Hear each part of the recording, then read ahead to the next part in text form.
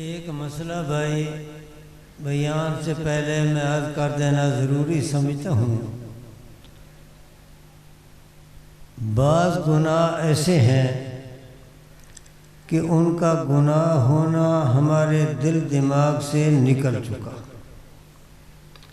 یہ جو فوٹو بنائے جاتے ہیں، خواہ کیمرے سے بنائے یا موبائل سے بنائے، کسی طریقے سے بھی بنایا جائے، یہ گناہ ہے، گناہ ہے، گناہ ہے۔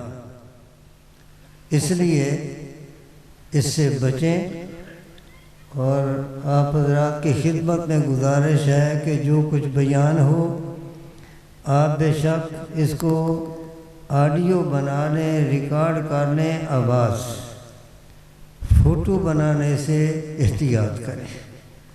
بہت بڑا یہ گناہ ہے اور ہم نے اس کو گناہ سمجھنا چھوڑ دی۔ ابھی ایک بھائی کیمرے سے بنا رہے تھے تو میں نے انہیں بتا دیا کہ یہ گناہ ہے اور خدا کے واسطے اس گناہ سے بچو۔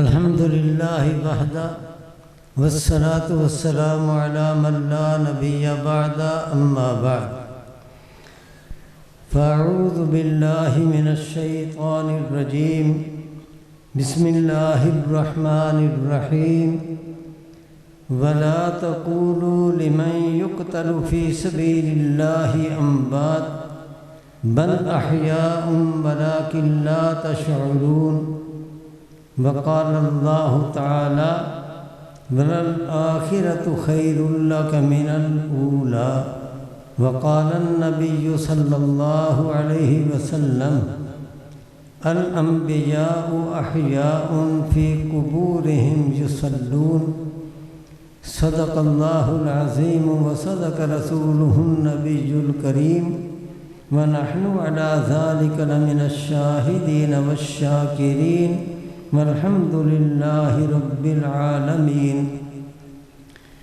اللهم صل وسلم وبارك على سيدنا محمد وعلى آله وأصحابه وأزواجه كما تحب وترضى عدد ما تحب وترضى، سبحانك لا علم لنا إلا ما علمتنا إنك أنت العليم الحكيم، رب اشرح لي صدري ويسر لي أمري واحلل عقدة من لساني يفقهوا قولي، رب زدني علما وارزقني فهما ووفقني لما تحب وترضى۔ میرے واجب الاحترام بزرگوں، دوستوں اور بھائیوں، مجھے متعدد علماء کرام نے اور بعض احباب نے اس طرح متوجہ کیا کہ حیات النبی صلی اللہ علیہ وسلم کا مسئلہ یہ سمجھایا جائے۔ آپ سمجھنا چاہتے ہیں؟ آپ سمجھنا چاہتے ہیں؟ جو سمجھنا چاہتے ہیں حضرات ہاتھ کھڑا کریں، جزاک اللہ۔ اب متوجہ ہو کر سنیں۔ 5 چیزیں ہیں، ان میں سے 4 چیزوں پر اتفاق ہے۔ قائلین حیات بھی ان 4 چیزوں کو مانتے ہیں اور منکرین حیات بھی مانتے ہیں۔ 4 چیزوں پر دونوں فریق متفق ہیں۔ نمبر 1، نبی کریم صلی اللہ علیہ وسلم پر اور عیسیٰ علیہ السلام کے علاوہ باقی انبیاء علیہ السلام پر عالم دنیا کے اندر موت آئی، ان پر موت کا ورود ہوا، اس پر سب کا اتفاق۔ ہم اس لیے کہا کرتے ہیں کہ نبی کریم صلی اللہ علیہ وسلم کی عمر 63 سال ہے۔ یہ 63 سال اس لیے کہتے ہیں کہ جب آپ کی زندگی کی 63 بہاریں پوری ہوئیں، 63 سال پورے ہوئے تو موت والا وعدہ پورا ہوا، موت آپ پر وارد ہوئی۔ عالم دنیا کے اندر موت کا ورود یہ برحق ہے، اس کا انکار کرنا کفر۔ البتہ نبی علیہ السلام اور باقی انبیاء علیہ السلام کی موت کے لحاظ سے خصوصیت ہے۔ یہ بات ذرا توجہ سے سنیں گے تو پھر سمجھ آئے گی۔ جس طرح انبیاء علیہ السلام کی دیگر خصوصیات ہیں تو اسی طریقے سے موت کے لحاظ سے بھی انبیاء علیہ السلام کی کچھ خصوصیات ہیں۔ اسرائیل غیر انبیاء کی جب روح قبض کرتا ہے تو اجازت نہیں لیتا، اس کو پتہ بھی نہیں ہوتا کہ اسرائیل سر پہ کھڑا ہے روح قبض کرنے کے لیے۔ لیکن نبی علیہ السلام بھی باقی انبیاء علیہ السلام بھی ان کی یہ خصوصیت ہے کہ یوں نہیں کہ اسرائیل آئے اور روح قبض کرنے کی کارروائی شروع کر دے، وہ پہلے اختیار دیتا ہے کہ اللہ کی جانب سے آپ کو اختیار ہے کہ چاہو دنیا میں رہنا پسند کر لو یا اللہ کے پاس جانا پسند کر لو، آپ کو اختیار ہے۔ لیکن نبی دنیا میں رہنے کی بجائے اللہ کے پاس جانے کو پسند کرتے ہیں۔ جب پیغمبر یہ پسند کر لیتا ہے اس کے بعد پھر موت کی کارروائی ہوتی ہے، یہ خصوصیت۔ اسی طریقے سے ایک اور خصوصیت کہ غیر انبیاء ان کی جو موت آتی ہے اس موت کی کیفیت یہ ہے کہ روح جسم سے نکال لی جاتی ہے، اور روح نکالنے کے بعد روح کا جسم کے ساتھ بالکل یا ایک دفعہ تعلق ختم ہو جاتا ہے، بدن کے ظاہر سے بھی اور بدن کے باطن سے بھی، ظاہر اور باطن دونوں سے تعلق منقطع ہو جاتا ہے۔ یہ ہے حقیقی موت۔ تو غیر انبیاء پر جو موت آتی ہے وہ اسی طرح آتی ہے کہ روح قبض بھی ہو گیا اور روح کا جسم کے ظاہر باطن سے تعلق بھی ختم ہو گیا۔ یہ غیر انبیاء کی موت۔ اور انبیاء علیہ السلام کی موت اس طرح نہیں آتی۔ حضرت نانوتوی رحمۃ اللہ علیہ فرماتے ہیں کہ انبیاء علیہ السلام بالخصوص نبی السلام ان پر موت آئی، لیکن کس طریقے سے؟ اب ہم دیکھتے ہیں دنیا میں ہماری حیات یہ ہے کہ سانس آ جا رہا ہے، نبض چل رہی ہے، دل دھڑک رہا ہے، آنکھیں پھڑک رہی ہیں، ایک دوسرے کو دیکھ رہے ہیں، یہاں پر حیات یہ ہے۔ لیکن انبیاء علیہ السلام پر جب موت آتی ہے تو ان کی موت کیا ہے کہ ظاہری آثار ختم کر کے اس حیات کو اندر چھپا دیا جاتا ہے۔ حیات ختم نہیں ہوتی بلکہ حیات کو اندر چھپا دیا جاتا ہے۔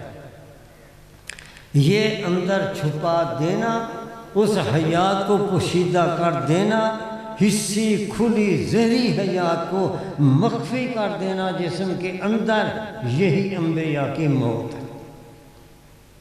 تو موت آئی لیکن موت کی کیفیت یہ ہے۔ حضرت نوتوی رحمۃ اللہ نے سمجھانے کے لیے بڑی پیاری مثال دی۔ فرماتے ہیں کہ دیا بجھانے کی دو صورتیں ہیں۔ ایک دیا بجھانے کی یہ صورت ہے کہ بالکل اس کی روشنی ختم کر دی جائے، ایک دیا اس طریقے گیا، اور دوسرا یہ طریقہ ہے کہ اس کے اوپر کوئی سرپوش دے دیا جائے، ڈھکنا اس طریقے سے دے دیا جائے کہ اس کی روشنی اندر ہی اندر بند ہو کر رہ جائے اور وہ روشنی باہر نہ نکلے۔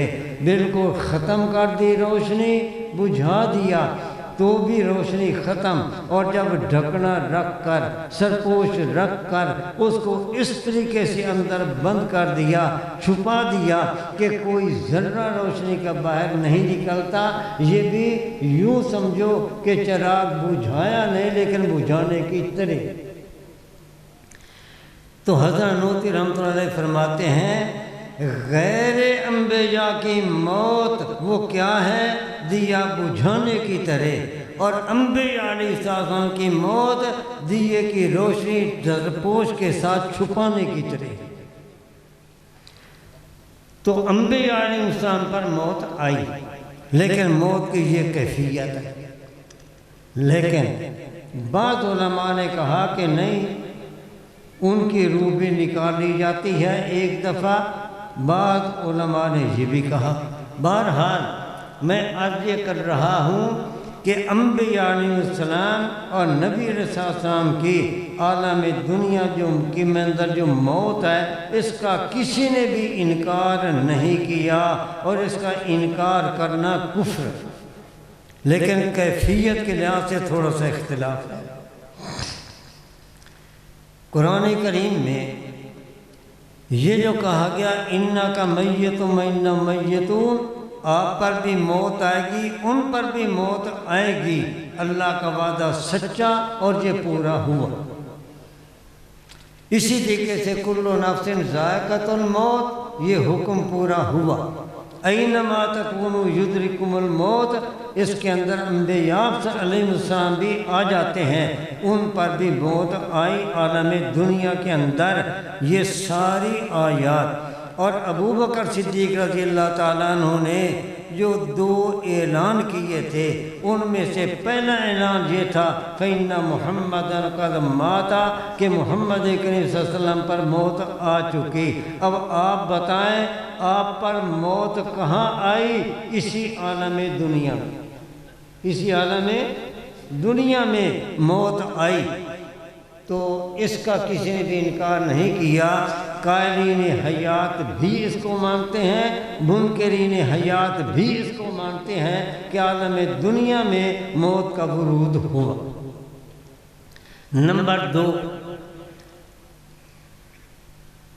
کہ روح سب کی زندہ ہے، روح سب کی زندہ ہے، روح پر موت نہیں آئی، اس پر بھی سب کا اتفاق ہے۔ تیسری چیز کہ انبیاء علیہ السلام کے اجساد مبارکہ محفوظ ہیں، زمین نے ان کو متاثر نہیں کیا۔ نبی کریم صلی اللہ علیہ وسلم کا جسم مبارک جس کیفیت کے ساتھ رکھا گیا، آج تک اسی طریقے سے تر و تازہ محفوظ ہے، اور قیامت تک محفوظ رہے گا، اس پر بھی اتفاق ہے۔ ان اللہ حرم علی الارض ان تأکل اجساد الانبیاء۔ چوتھی چیز جس پر اتفاق ہے وہ یہ کہ انبیاء علیہ السلام اور نبی علیہ السلام کی، بھائی رہنے دو، خدا کے لیے معاف کر دو،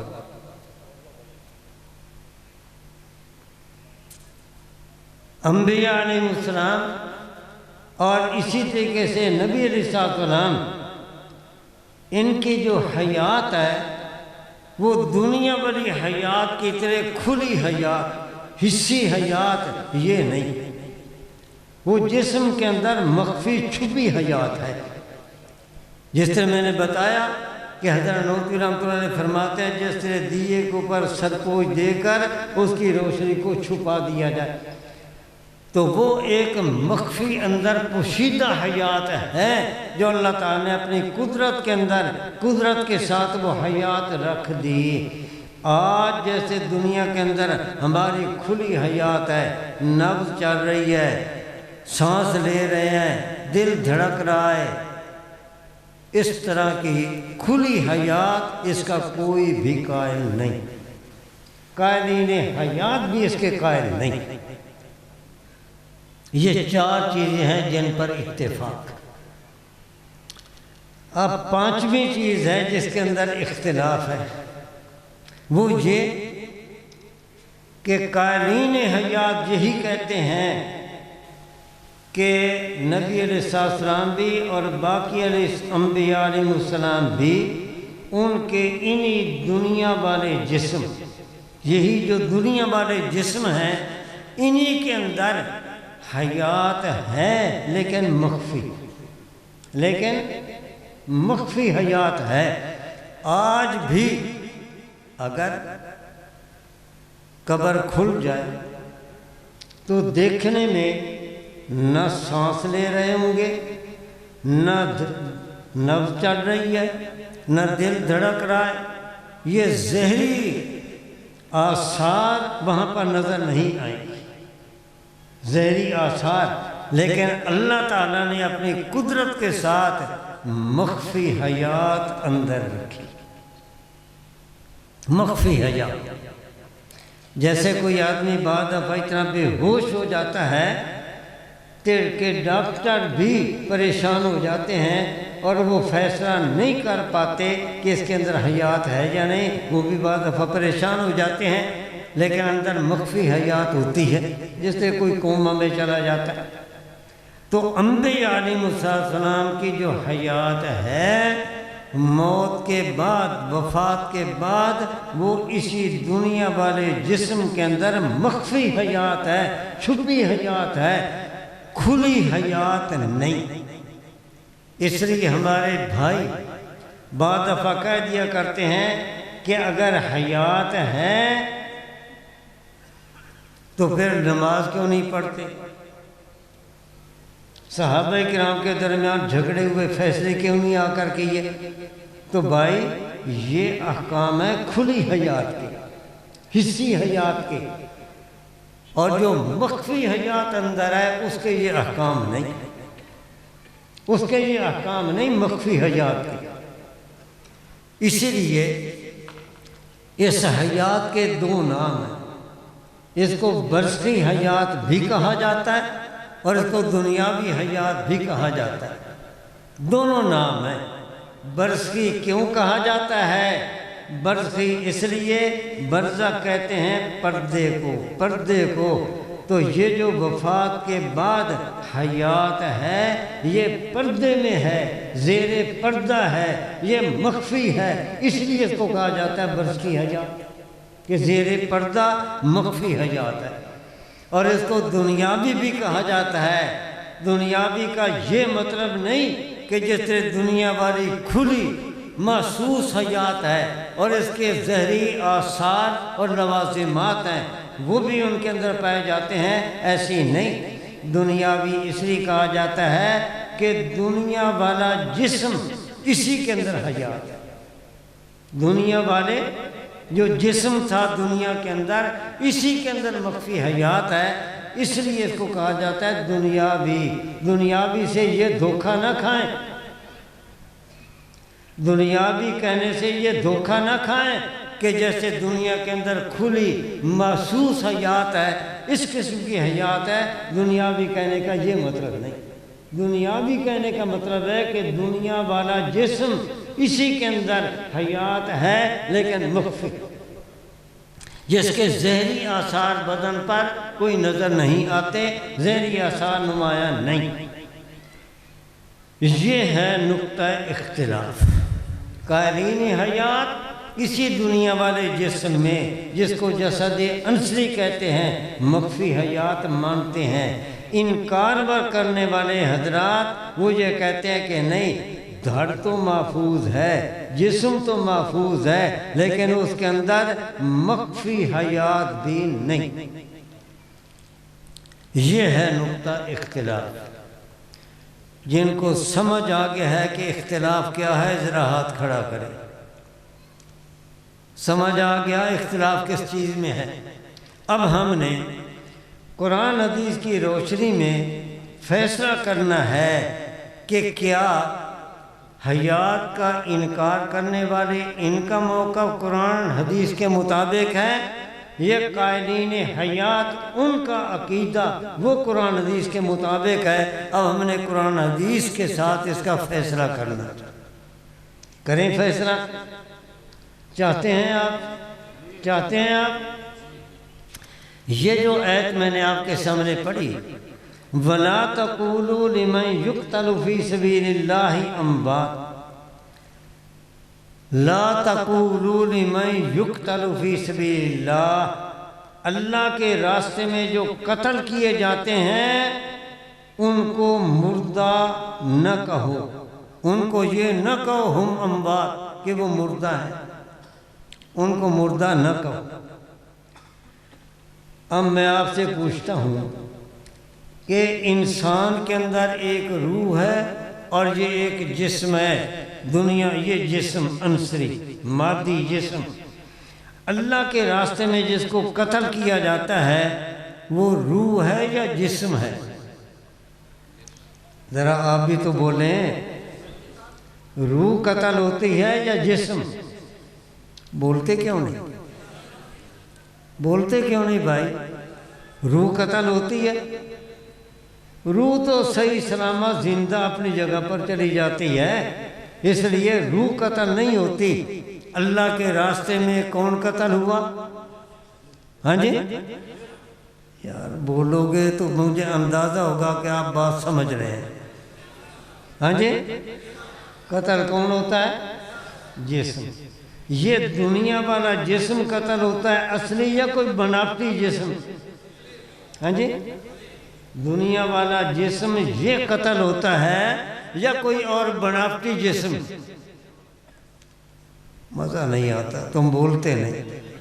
ہاں جی کون سا جسم؟ بناوٹی، مثالی جسم، اصلی جسم دنیا والا یہ قتل ہوتا ہے۔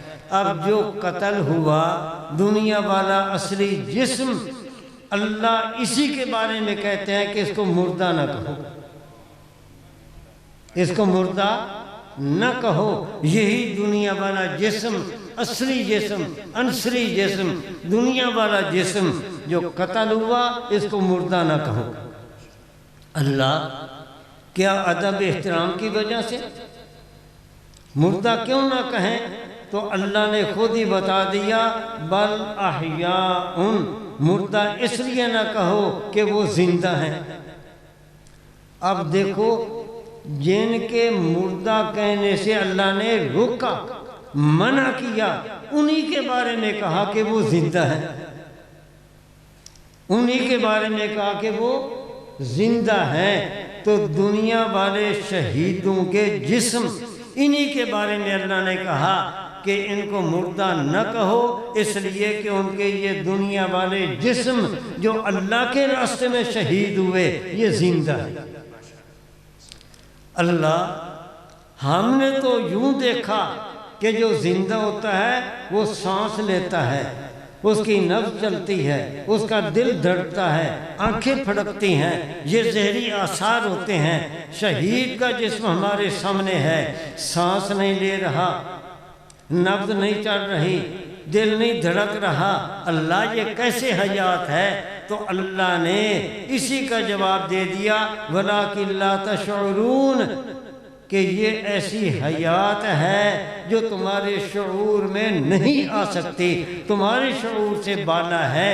اس کو مانا جائے گا تو آنکھ، کان، ہاتھ اس کے شعور سے نہیں بلکہ اس کو مانا جائے گا ایمان کی قوت سے، اللہ پر یقین کر کے، اللہ کے رسول کی باتوں پر یقین کر کے، ورنہ یہ مشاہدے میں نہیں آتی کہ مخفی حیات ہے، چھپی حیات ہے۔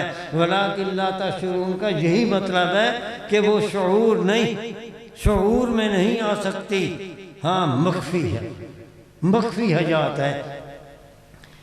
یہ بات قرآن کریم سے ثابت ہوئی کہ شہداء کے دنیا والے جسم، کہہ دو دنیا والے جسم زندہ ہیں یا مردہ؟ اللہ کہتے ہیں کہ مردہ نہ کہو بلکہ زندہ ہیں، تو آپ ان کو مردہ کہیں گے زندہ؟ جو کہتے ہیں نا کہ ہم مردہ کہیں گے وہ ذرا ہاتھ کھڑا کریں، اور جو کہتے ہیں کہ اللہ کے حکم کے مطابق ہم عقیدہ بھی یہی رکھتے ہیں اور زبان سے بھی یہی کہیں گے کہ وہ زندہ ہیں، ذرا وہ بھی ہاتھ کھڑا کرے۔ یہ میری بات نہیں، قرآن نے کہا کہ ان کو مردہ نہ کہو اس لیے کہ وہ زندہ ہے، لیکن وہ حیات ایسی ہے جو مخفی ہے، تمہارے شعور میں نہیں آ سکتی۔ یہ عقیدہ شہداء کے بارے میں ہے۔ اب یہاں پر علماء نے لکھا کہ جب شہداء کے دنیا والے جسم زندہ ہیں دنیا والے جسم شہداء کے یہ زندہ ہیں، شہید ہونے کے بعد زندہ ہیں، تو درجہ شہداء کا زیادہ ہے یا انبیاء کا؟ بولے بھائی، شہداء کا یا انبیاء علیہ السلام کا؟ شہیدوں کا درجہ زیادہ یا نبیوں کا؟ انبیاء کا درجہ زیادہ۔ علماء نے لکھا جب کم درجہ والوں کے دنیا والے جسم زندہ ہیں تو پھر انبیاء علیہ السلام جو ان سے اعلیٰ افضل اکمل اعلیٰ درجے کے ہیں، ان کے دنیا والے جسم بطریق اولیٰ زندہ۔ اس کو کہا جاتا ہے علمی اصطلاح میں دلالت النص۔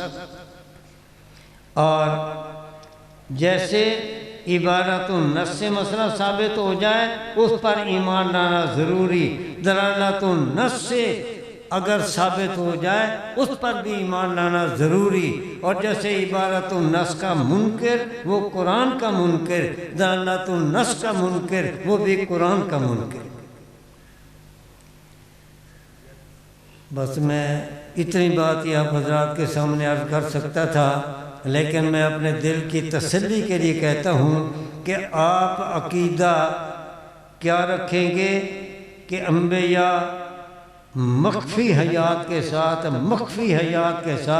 اسی دنیا والے جسم کے اندر اللہ نے مخفی حیات رکھی ہے۔ آپ یہ عقیدہ رکھیں گے یا مردہ ہونے کا عقیدہ رکھیں گے کہ دھڑ تو ہے اور وہ محفوظ بھی ہے لیکن اس کے اندر حیات نہیں؟ آپ حیات کا عقیدہ رکھتے ہیں تو ذرا ہاتھ کھڑا کریں۔